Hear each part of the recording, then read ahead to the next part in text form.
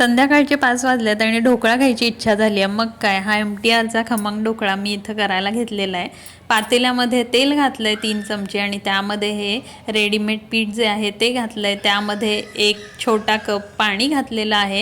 याच्यावर सगळ्या इन्स्ट्रक्शन्स दिलेल्या आहेत। तर इथं कुकर आधीच पाणी घालून गरम करायला ठेवला होता। त्यामध्ये आता हे भांडं ठेवलेलं आहे आणि आता शिट्टी काढून घेणार आणि हाय टू मीडियम गॅस फ्लेमवर 15 मिनटं हा ढोकळा मस्तपैकी वाफवून घेणार आहे। इथं फोडणीची तयारी करायला घेतलेली आहे, मिरची, कढीपत्ता आणि कोथिंबीर। तर मध्येच माझा मुलगा आलाय आणि या ठिकाणी असा हा एक प्रयोग करून दाखवतोय मला की बॉल जो आहे तो स्टीमवरती कसा काय डान्स करतोय।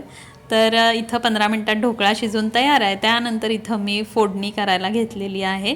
तर त्यामध्ये तेलामध्ये जिरे, मोहरी, कढीपत्ता, हिंग, मिरची हे सगळं घातलेलं आहे आणि त्यानंतर यामध्ये कोथिंबीर घातली आहे। आता एक अर्धा ग्लास पाणी यामध्ये घालणार, गॅस बंद केलेला आहे आणि त्यामध्ये 1 चमचाभर साखर घालून ती चांगली विरघळवून घेणार। तर आता ही आपली फोडणी आणि शुगर सिरप इथं तयार आहे। तर आता ढोकळा देखील आपला वाफून छान तयार झालेला आहे। तर मी कुकरमधून तो काढून घेणार आहे प्लेटमध्ये आणि त्याच्यावरती कट मारून घेणार आहे। तर एकदम स्पॉन्जी असा इथं ढोकळा तयार झालेला आहे या रेडीमेड मिश्रणापासून।